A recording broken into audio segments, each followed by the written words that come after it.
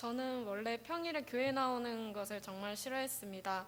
교회에 일주일에 한 번 가는 것도 귀찮은데 뭐하러 평일에도 교회에 가나 싶었고 뭐하러 교회에서 봉사를 하면서 예배를 두 번씩 드리나 싶었습니다. 학교에서 친구들과 놀 때에 제가 교회 다닌다고 하면 친구들은 항상 놀라면서 네가 교회에 다닌다고 하니까 안 믿긴다고 했었고, 저는 제 친구들에게 원래 교회는 없는 듯 있는 듯 다니는 게 좋은 거라고 자랑하고 다녔었습니다. 그리고 제 20대 첫 목표는 교회에 안 다니는 것이었습니다. 그러다 저는 고3 여름 수련회에서 주님을 만났고, 그동안 알던 친구들과의 더 두터워진 관계를 갖고 돌아오게 되었고, 친구들에게 일주일에 한 번씩 꼬박꼬박 문자로 성경 말씀을 보내주는 게 일상이 되었었습니다. 그리고 여름 수련회에 다녀온 그 즈음에 회복의 동산교회가 개척한다는 얘기를 부모님을 통해 들었었고, 교회를 옮기자는 부모님의 말씀에 친구들을 두고는 못 떠난다는 말을 했었습니다. 하지만 수능이 끝나고 대학부 반 배치가 나왔는데 저는 친구들과 정말 뿔뿔이 흩어져서 서로의 반은 어디고 그 반 자리는 어딘지도 모를 만큼 뚝뚝 떨어지게 되어서 이럴 바에 차라리 교회에 옮기는 게 낫겠다 하는 생각을 하게 되었고, 2011년 1월부터 회복의 동산교회로 나오게 되었습니다. 지금 와서 생각해보면 하나님이 저를 이곳으로 이끄시려고 친구들에 매여있던 저를 그 친구들과 흩으시고 이곳으로 이끄시었던 것 같습니다.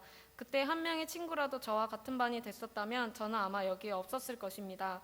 저는 정말 외딴 섬처럼 친구들과 뚝 떨어진 반이 되었고, 그 덕에 회복으로 올 수 있게 되었습니다. 하지만 회복으로 왔다고 해서 다 좋은 것은 아니었습니다. 원래 교회에 가면 항상 또래 친구들과 같이 예배드렸던 게 일상이었는데, 회복에서는 제가 말 섞고 놀 수 있는 상대는 제 동생이거나 그때 6살이었던 예인이었습니다.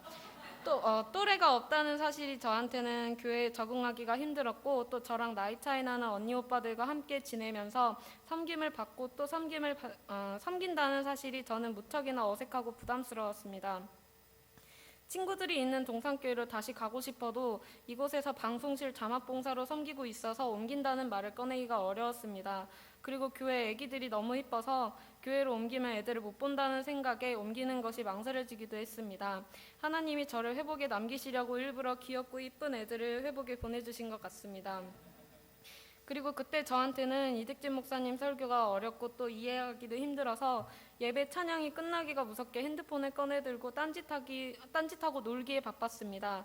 경일고에서 예배 드릴 때도 그랬고, 입당 예배를 하고 이곳에 들어와서도 그랬었습니다. 그러다 교회에 무교 심야 예배가 생기고 그 예배에서도 저는 자막으로 섬기게 되어서 평일에 교회에 나오는 것을 싫어했던 저는 목요일에도 교회에 나와야 했습니다. 그때는 참 신기하게도 목요일에 약속을 일부러 잡아도 항상 취소됐었고, 또 학교 시간표가 나와도 목요일 오후에는 수업이 없어서 목요 심야에 빠지고 싶어도 못 빠졌었습니다. 이것 또한 하나님이 저를 이끄심이었고, 평일에 교회에 나와도 이렇게 좋다는 사실을 알려주려고 하셨던 것이라고 생각합니다. 그러다 21살이 되고 학교에 휴학계를 내고 알바를 구하게 되었는데, 그 알바는 토요일이나 일요일 둘 중 한 날에도 무조건 일해야 되는 알바였습니다. 저는 그 중에서 주일날 일을 하게 되었습니다. 그 덕에 저는 자연스럽게 교회와 멀어지게 되었고, 또 주일날 교회가 아닌 다른 곳에서 시간을 보낸다는 사실이 저한테는 무척이나 설레게 다가왔었습니다. 하지만 제가 알바를 구해서 첫 출근을 한 주에 우리 교회에서는 중보기도학교가 시작되었고, 저는 반강제적으로 중보기도학교에 참여하게 되었습니다. 알바를 하면서 유일하게 쉬는 날이 토요일인데, 그 토요일도 친구들을 못 만나고 교회에서 시간을 보내야 한다는 사실이 저는 정말로 싫었습니다.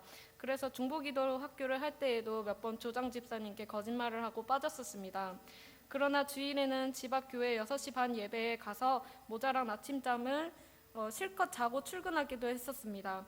고3 때 불탔던 신앙심은 이미 바닥을 보인 지 오래고, 저는 남들이 보면 교회 문턱도 안 밟아본 사람처럼 같은 곳에서 일하는 사람들과 그리고 제 친구들과 틈날 때마다 술을 마셨습니다. 개강하면 개강했으니까 술 먹자, 종강했으니까 술 먹자, 방학하면 방학했다 술 먹자, 시험 끝났다 술 먹자 등등 이유 같지도 않은 이유와 핑계를 대고 항상 술을 마셨었고, 같은 매장에서 일하던 오빠들과는 오늘 바빴으니까 술 먹자, 내일 쉬는 날이니까 술 먹자 하고 일주일에 한 번씩은 꼬박꼬박 술을 마셨었고, 새벽에 늦게 들어오는 것을 엄마가 싫어하셨기 때문에 엄마가 집에 늦게 오시는 날인 교회 몫인 날만 골라서 술을 먹고 들어가곤 했습니다. 그러다 7월을 기점으로 제게 술이 질려지는 일이 몇 개가 연달아 발생했고 그 일들이 겹치고 또 겹쳐서 저는 일을 관두게 되고 또 일을 관두니까 돈이 안 생기고 그 덕에 자연스럽게 술을 끊게 되었습니다. 그리고 4개월 보름 만인 7월 중순부터 다시 회복으로 나오게 되었었고 제가 회복에 다시 나온 그 주 교회 주보에는 교회 수련회 공지가 올라와 있었습니다. 제가 20살이 되고 회복으로 오면서 가장 기다려왔던 것이 수련회였습니다. 수련회에 가면 항상 신앙심이 다시 불탔었으니까 그것을 바랬고 또 대학부 수련회는 중고등부 때와는 얼마나 다를까 하는 기대감에 기다려왔었는데 우리 교회에서는 자체적으로 하기가 어려웠고 또 그것 때문에 수련회가 더 기다려졌었습니다.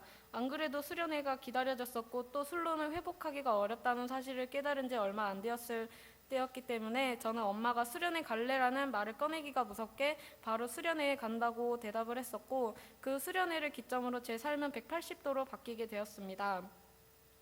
기대하는 것 없이 갔던 덕콜 집회는 제게 강력하게 다가왔고 또 저를 향한 하나님의 사랑을 강력하게 느끼게 하셨습니다. 다른 누구의 간증에서나 들었던 떼굴떼굴 구르면서 소리치며 기도하는 것도 제가 하게 될 줄은 몰랐고 기도하다 쓰러진다는 것도 환상을 보는 것도 또 하나님의 음성을 듣는다는 것도 제가 직접 경험할 날이 올 줄은 몰랐습니다. 처음 덕콜 집회에 갔을 때는 강당 안에 다 중고등학생들만 있어서 우리가 잘못 왔구나 하는 마음이 컸었는데 그건 다 하나님이 계획하신 것이었다는 것을 알게 되었습니다. 또래가 많이 있었으면 서로 기싸움하느라 하나님과 나와의 관계를 제대로 못 느꼈을 텐데 그곳에서는 어차피 나보다 어린애들이니까 하는 마음에 기싸움 한 번 안 하고 편하게 3박 4일을 보냈고 그리고 그 이후로 저는 리나 언니와 함께 교회에 나와 거의 살다시피 하면서 하루에 적어도 1시간씩은 꼬박꼬박 기도하고 제사장 기도도 참여하고 교회에 엄마보다도 더 자주 나오게 되었습니다.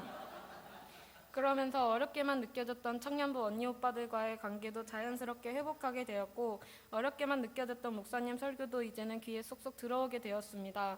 그리고 하나님은 저를 유치부 교사로 세우셔서 처음엔 그저 보조하는 것으로 시작했다가 지금은 제가 직접 어린아이들 앞에 서게 만드셨습니다.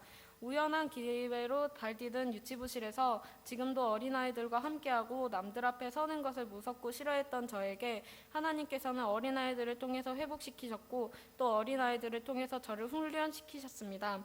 그리고 하나님은 2년 전 제 기도 제목이던 동갑친구 보내주세요를 올해 들어오면서 2명이나 보내주셨습니다.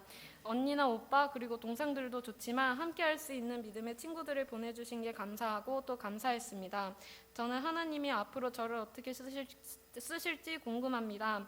저는 그저 기도와 주님의 말씀을 통해서 하나님이 나를 이끄시는 대로 따라가기를 원하고 또 원하고 있습니다. 감사합니다.